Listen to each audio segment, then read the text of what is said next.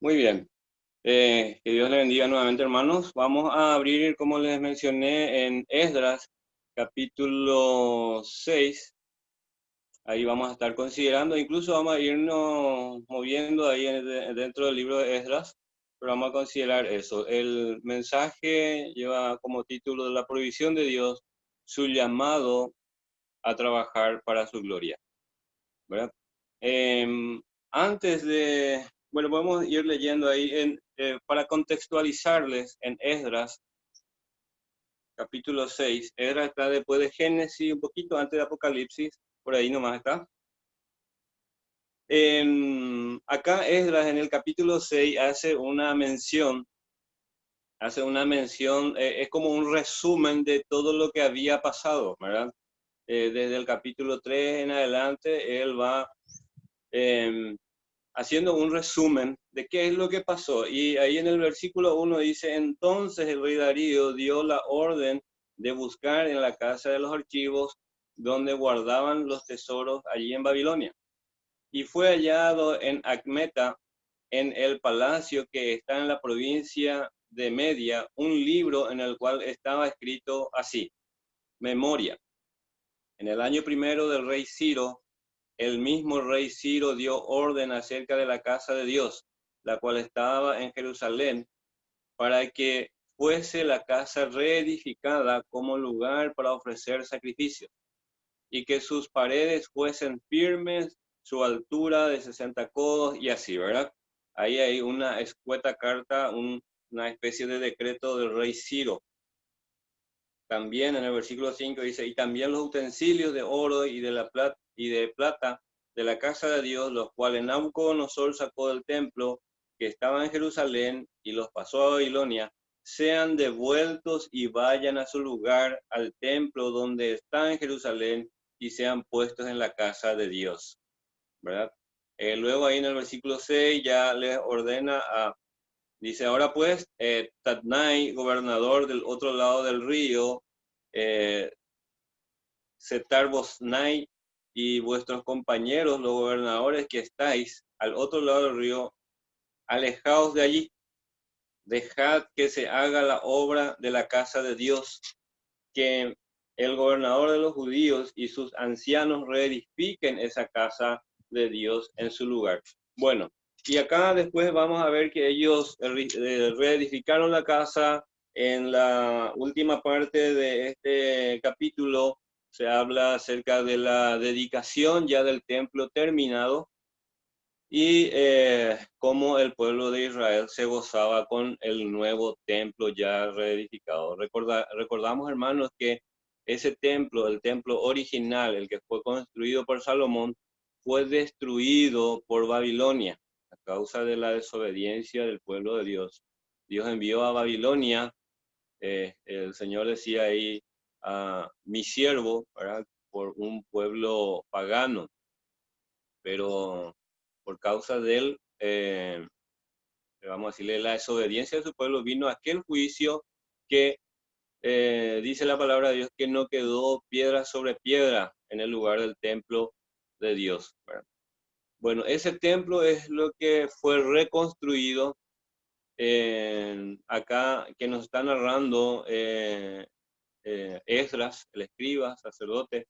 Él nos está narrando ahí la historia de cómo sucedieron las cosas, ¿verdad? Que el rey Ciro había decretado que fuesen enviados de vuelta a su casa los israelitas, los judíos, y edificasen el templo, ¿verdad? Bueno, y acá el que ejecutó esa obra fue Darío, ¿verdad? En primer momento fue Darío el que lo ejecutó. Si ustedes leen, hermano, en Esdras, Nehemías, los profetas, a ver, Ageo, creo que Zacarías también, van a encontrar cómo ellos tuvieron, cómo fue el proceso de esa construcción. Pero nuestro tema no es ese hoy, así que no vamos a tocarlo, ¿verdad? Solamente lo menciono para que si hubiera algún interés de su parte, puedan leer en esos libros. Bueno, eh, entonces la provisión de Dios. Vamos a considerar, hermano, que Dios se proveyó para la construcción del templo de extranjeros, de parte de extranjeros, ¿verdad? Que necesitó mano de obra nacional. Y que todo eso, hermano, produjo una gratitud y adoración que se elevó a nuestro Dios. Ese va a ser entonces el desarrollo de nuestra lección de hoy. La provisión de Dios por medio de extranjeros, utilizando mano de obra, ¿verdad? Vamos a decirle así, nacional de los judíos, y eh, que eso redundó después en adoración a nuestro Dios.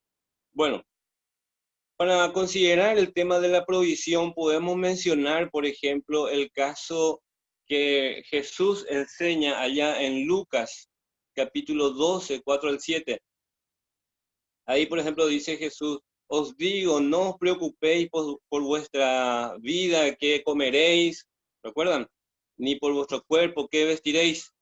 Y habla ahí acerca de las flores, ¿verdad? Que ni aun Salomón se vistió más de mejores colores que ellos. También habla acerca ahí en en Lucas 12, 25 al 26, acerca de los pajarillos, ¿verdad? Que no tienen que trabajar, pero Dios siempre le da de comer. Y dice ahí la conclusión, ustedes valen mucho más que unos pajarillos. Bueno, en realidad ahí habla de la provisión y del insta a no preocuparse, a no preocuparnos, porque dice claramente ahí el Señor, por más que te preocupes, no vas a añadir un centímetro a tu estatura, dice ahí el Señor, ¿verdad? Utiliza un poco el sentido común, ¿verdad? El Señor Jesucristo ahí en ese lugar, ¿verdad? Utiliza el sentido común. Bueno, lo que Jesús nos dice es que no se debe trabajar, ¿verdad? Porque si entendemos, por ejemplo, que los pajarillos no trabajan e igual Dios le da de comer, entonces, yo entonces voy a sentarme a esperar y el Señor me va a proveer. No dice eso, ¿verdad?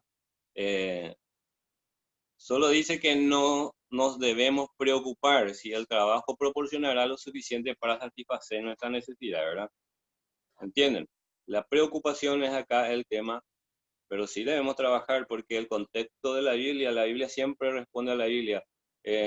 Allá, a ver, no recuerdo el pasaje, pero decía, el que no quiera trabajar, que tampoco coma, ¿verdad? Ese también hay que tratar de entender bien, ¿verdad? Hay que entender y no juzgar a veces al hermano en este tiempo de cuarentena. Es muy difícil la situación, hay muchas familias que han quedado sin trabajo y nosotros no podemos quedarnos de brazos cruzados y decirle, atacarle con ese versículo, decirle, por ejemplo, la Biblia dice que el que no quiere trabajar, que no coma, pero lo que ahí dice es el que no quiera, no el que no trabaja, ¿verdad? Por A o B circunstancia, ¿verdad? Alguien puede haber perdido su trabajo por esta situación de cuarentena y nosotros no podemos quedarnos con los brazos cruzados, tenemos que ayudarle. Pero si aquella persona está con toda la posibilidad de trabajar y simplemente no quiere, ese es un caso aparte, ¿verdad? Ese es el mensaje ahí creo que está en Santiago. Bueno, consideramos entonces, hermanos, la provisión de Dios. En primer lugar, la provisión. El tema de la provisión de Dios por medio del trabajo humano, dice, continúa en la parábola del buen samaritano. ¿Recuerdan? Ahí justamente en Lucas capítulo 12 habla hablaba ahí acerca de la provisión y directamente después se menciona el buen samaritano. Esta parábola es una de las más conocidas, ¿verdad? Del Señor Jesucristo y solamente está en Lucas. En el Evangelio de Lucas solamente se menciona la parábola del buen samaritano. ¿Qué es lo que se trata ahí? ¿Cuál es el mensaje central del buen samaritano? Es del amor, ¿verdad? El amor al prójimo. Recuerdan que ahí Jesucristo estaba enseñando acerca del primer mandamiento, ¿verdad? Que era amarás al Señor tu Dios con todo tu corazón. Y el segundo es semejante y que era el amor al prójimo, ¿verdad?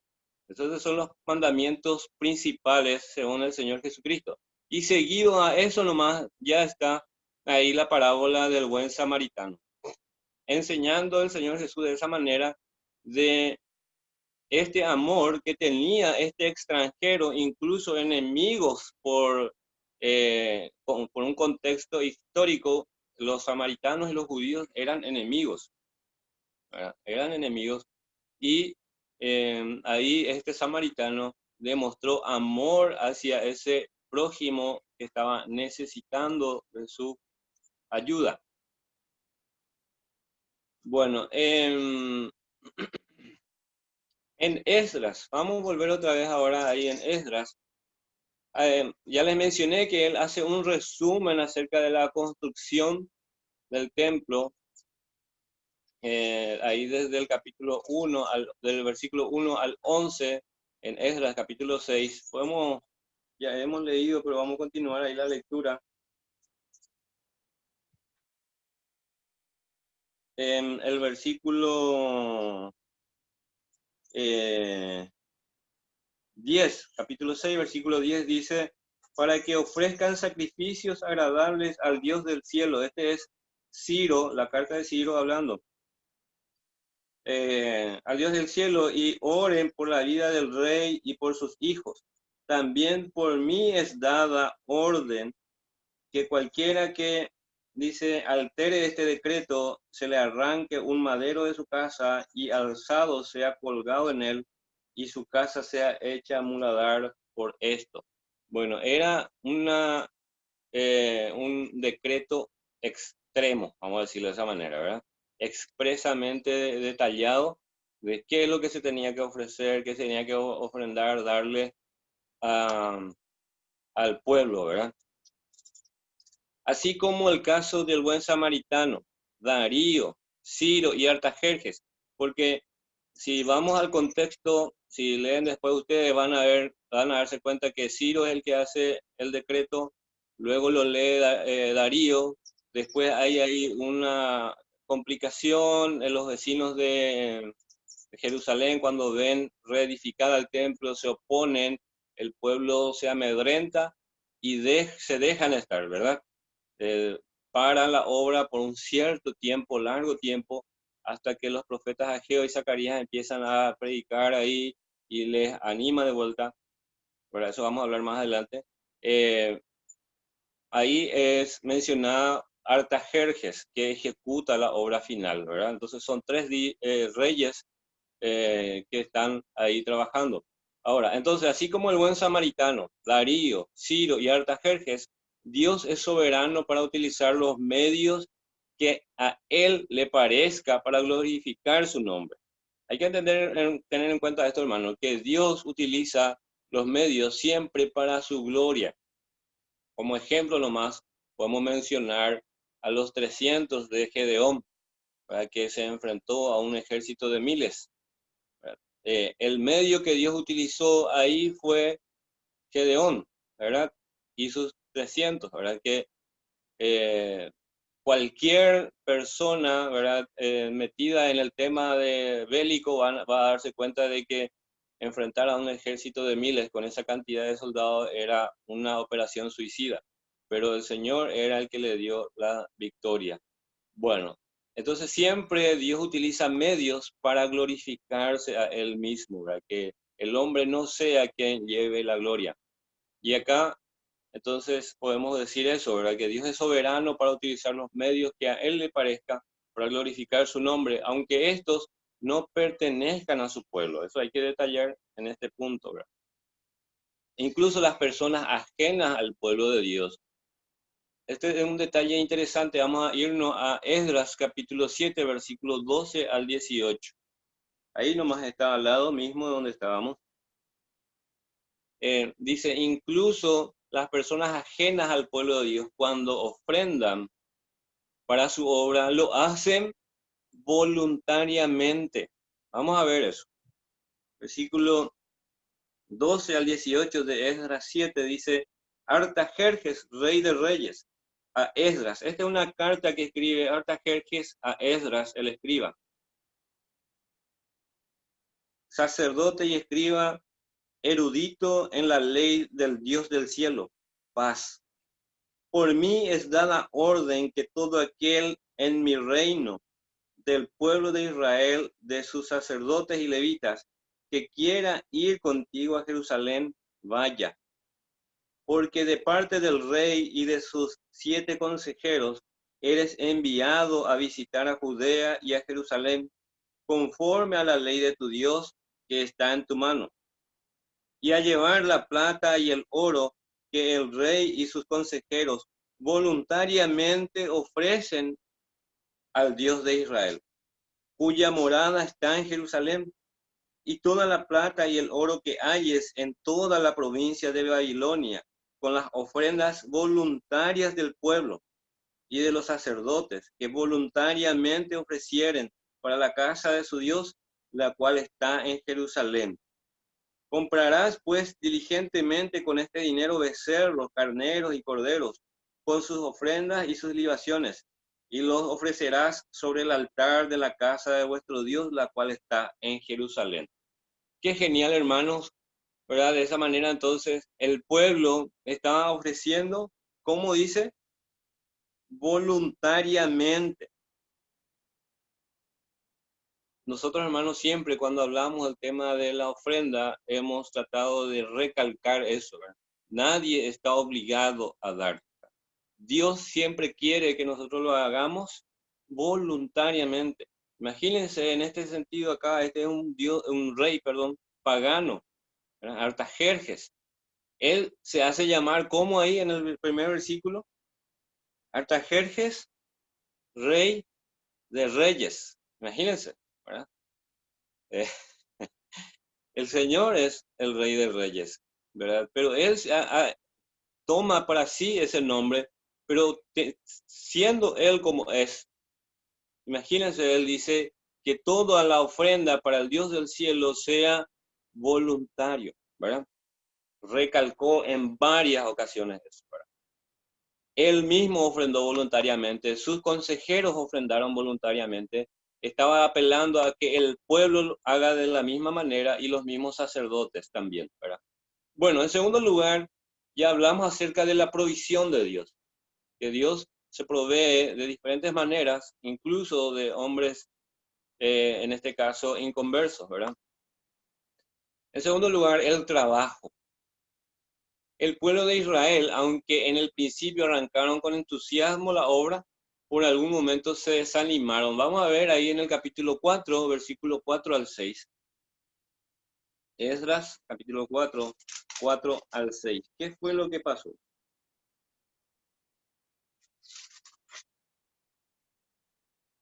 Dice ahí, pero el pueblo de la tierra intimidó al pueblo de Judá. Cuando se refiere ahí al pueblo de la tierra, se refiere al pueblo que estaba ya habitando ese lugar que fue abandonado por los judíos, ¿verdad? Y los lugares alrededores de Judea.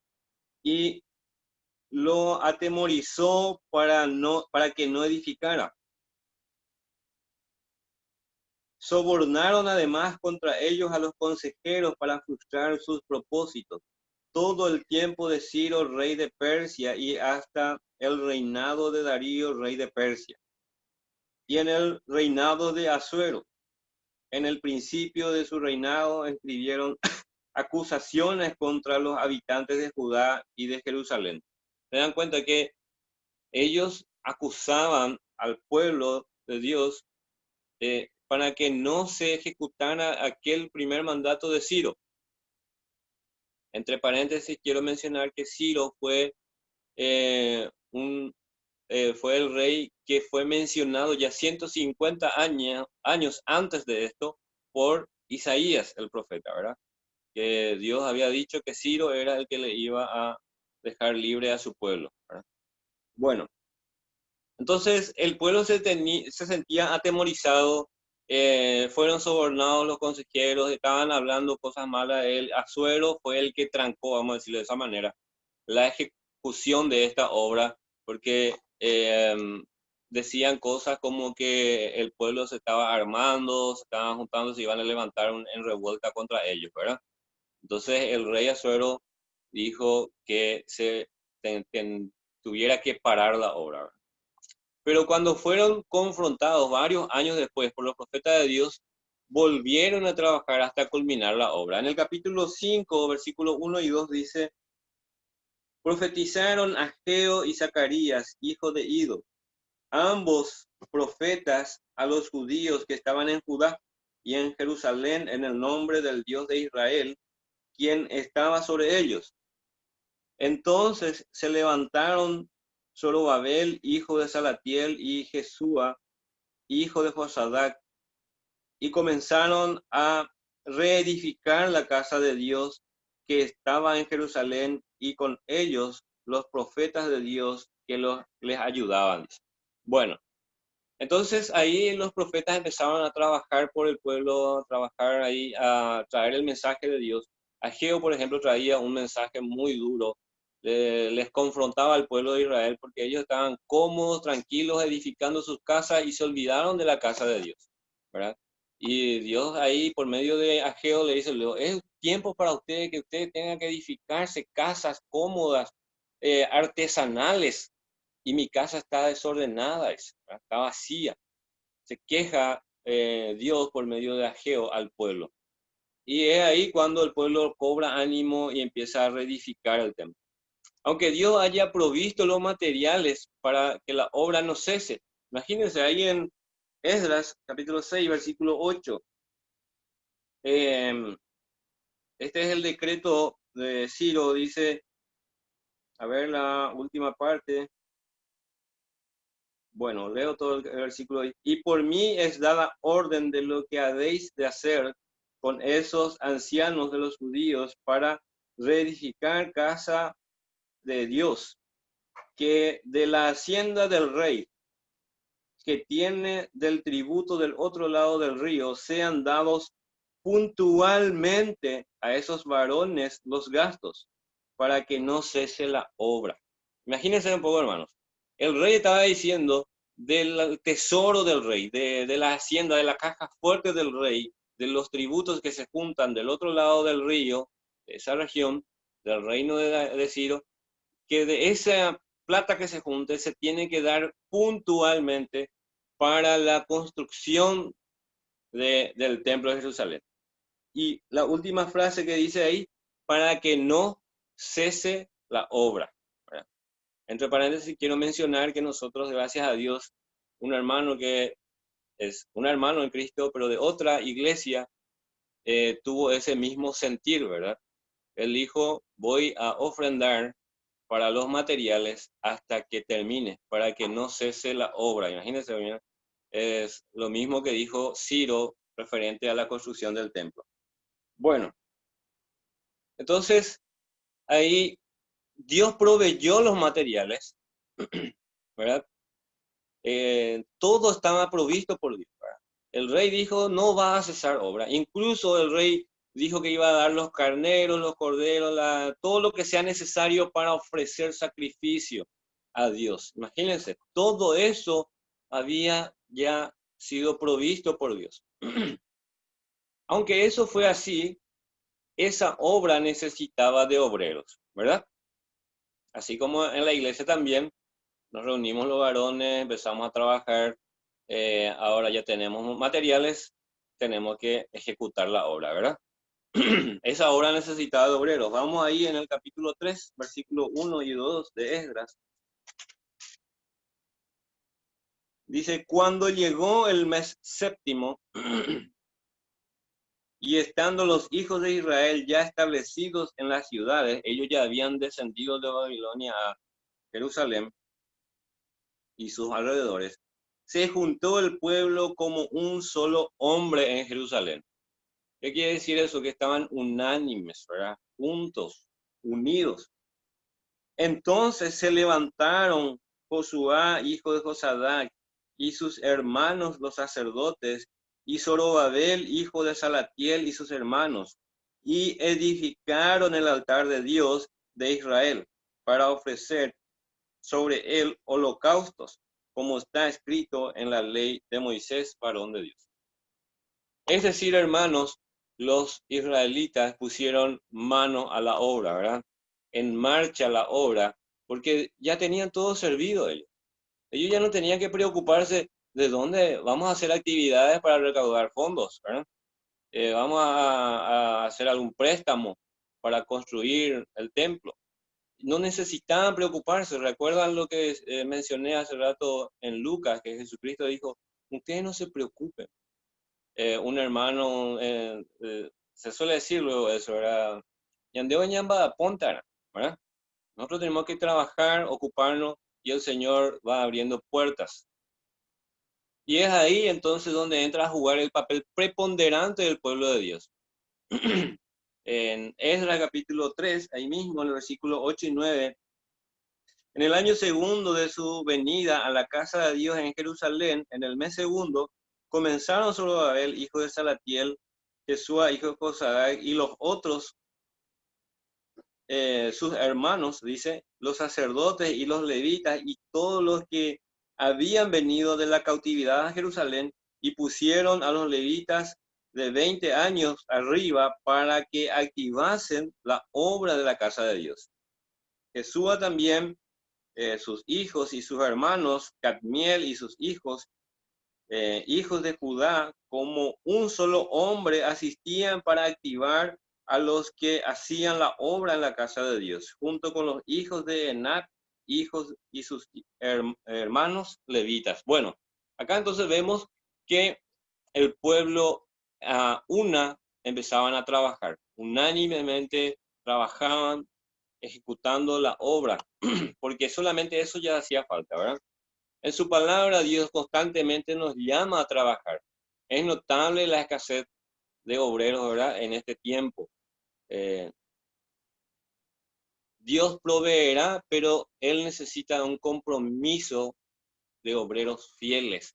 Hermanos, Él necesita que nosotros nos comprometamos con su obra, que sintamos el amor por su obra, así como el pueblo de Israel, de Judá, sentía esa añoranza por la obra, en este caso por el templo en particular, y empezaron a ejecutar lo que Dios había mandado, ¿verdad?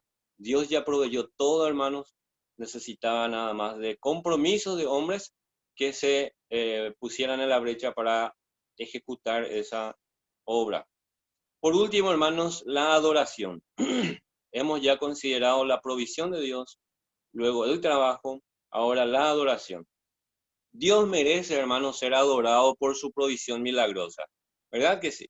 Nosotros, hermanos, estamos experimentando esto hoy en la iglesia. Estamos experimentando de que como nunca se está proveyendo de materiales.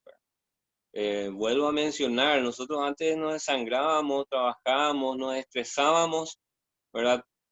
Detrás de la provisión de materiales, ¿verdad? Pero cuando pusimos, hermanos, nuestra fe, nuestra esperanza en el Señor, se dan cuenta cómo el Señor está obrando milagros. En medio de pandemia, una pandemia mundial, el Señor está proveyendo, eso es milagroso, no puede recibir otro calificativo. Y por el trabajo que nos permite realizar en su obra, entonces debemos también adorarle, ¿verdad? Que nosotros seamos llamados, hermanos, para trabajar en la obra de Dios es un privilegio por el cual tenemos que adorar a Dios. No sea que cuando el hermano Antonio llame en Batecopio Miguel y para trabajar, de ese no llega, ambas apoye, hermano, ¿verdad? Que no nos quejemos, hermanos, sino que realmente reaccionemos en júbilo, en adoración a nuestro Dios por darnos ese privilegio de trabajar en su obra. A ver, en el versículo 10 al 13, cuando trabajamos en su obra y esta prospera, nace de nosotros, dice, de profundo de nuestro ser, gratitud y adoración. Cuando nosotros estamos trabajando en la obra de Dios, nace gratitud y adoración. Vamos a ver ahí, versículo 3 al 10, te digo 10 al 13, perdón. Si podés leerme, Belén, ese pasaje, por favor. Y cuando los albañiles del templo de Jehová echaban los cimientos, Pusieron a los sacerdotes vestidos de sus ropas y con trompetas, y a los levitas, hijos de Asaf, con címbalos, para que alabasen a Jehová, según la ordenanza de David, rey de Israel. Y cantaban, alabando y dando gracias a Jehová, y diciendo, porque Él es bueno, porque para siempre es su misericordia sobre Israel. Y todo el pueblo aclamaba con gran júbilo, alabando a Jehová, porque se echaban los cimientos de la casa de Jehová. Y muchos de los sacerdotes, de los levitas y de los jefes de casas paternas, ancianos que habían visto la casa primera, viendo echar los cimientos de esta casa, lloraban en alta voz, mientras muchos otros daban grandes gritos de alegría. Y no podía distinguir el pueblo el clamor de los gritos de alegría de la voz del lloro, porque clamaba el pueblo con gran júbilo, y se oía el ruido hasta de lejos. Qué genial, ¿verdad? Somos Pinimbasa. Eh, a mí también me produjo esta misma sensación cuando fui al templo ahí en Villa Elisa y vimos ya todo revocado, el baño, todo chuchi, ¿verdad? Toda la construcción y todos los proyectos que tenemos por delante. Realmente produce eso en nosotros, ¿verdad? La gratitud, ¿verdad? Pude compartir el otro día con una hermana, ahí estaban muy contentos, ¿verdad? Realmente eso es lo que produce cuando trabajamos juntos en la obra, ¿verdad? Así que hermanos, empapémonos del trabajo, empapémonos ahí del amor a la obra de nuestro Señor para que podamos de esa manera estar eh, cosechando esto, ¿verdad? Qué gusto sería realmente así como el pueblo de Israel gozarnos, gritar de júbilo, ¿verdad? Pero tengamos en cuenta algo, hermano, que cuando hablamos de obra, la obra del Señor no solamente es la obra material, la obra y la construcción del templo. Eso estamos poniendo como ejemplo nada más. La obra del Señor es extensa, el Señor te pudo haber llamado para trabajar en A o B circunstancia, ministerio, ¿verdad? Cuando vos ejecutás tu ministerio, cuando vos cuando usás tu don, estás ejecutando tu ministerio. Y al ejecutar ese ministerio, hermano, hermana, te vas a sentir gozoso y vas a adorar a nuestro Dios por estar realizando ese ministerio que el Señor te llamó a hacer, ¿verdad?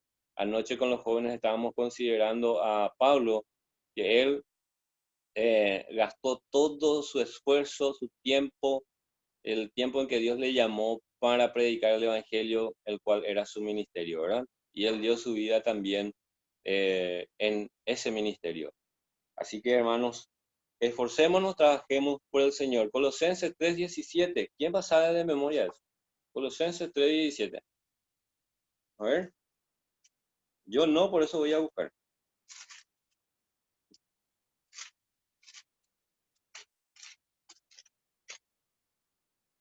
Colosenses 3:17. Y todo lo que hacéis, sea de palabra o de hecho, hacedlo todo en el nombre del Señor Jesús, dando gracias a Dios Padre por medio de Él. Entonces, todo lo que hagamos, hermanos, sea de palabra o de hecho, debe ser para gloria de nuestro Dios, ¿verdad? En el nombre del Señor Jesús. Hay tiempo para celebrar, hermano, pero también hay un tiempo para trabajar. Las dos actividades son adecuadas y necesarias cuando adoramos a Dios, ¿verdad? Cuando trabajamos, hermanos, todo lo que hagamos, sea para gloria de Dios, es adecuado, es agradable a Dios. Y ambas, dice, son agradables. La adoración y el trabajo, ambos son agradables a Dios. Hay muchas maneras, hermanos, de orar, de adorar, de pedir ayuda a Dios. Él se va a proveer, hermanos, de la forma que a Él le parezca. Él es soberano para tomar esa decisión. ¿Cómo va a proveernos? Nosotros tal vez estamos enfocados, bueno, Señor, provéenos de esta manera porque así nosotros creemos, ¿verdad? Pero Dios es soberano. Nosotros no podemos entender la mente de Dios. Él elige el modo, la forma, el tiempo para su provisión, ¿verdad? Así que, hermanos, Recordemos aquella parábola del Señor, que no nos esforcemos, no nos preocupemos en cómo, sino que solamente estemos dispuestos a trabajar en una actitud de adoración siempre a nuestro Dios. Y Él se va a proveer. Él se proveyó, recuerdan, Abraham e Isaac se iban al monte para ofrecer sacrificio. Y iban, Isaac teniendo la mente de que faltaba el sacrificio, pero después Dios proveyó ese sacrificio, ¿verdad? Nosotros debemos ir, así como nos enseñó el otro día el hermano Jorge el jueves, tenemos que ir, ¿verdad? Ese es el mandato para nosotros, ir. Y el Señor por el camino va proveyendo. Amén, hermanos, que Dios nos bendiga con su palabra y que realmente nos esforcemos y nos alentemos con este mensaje.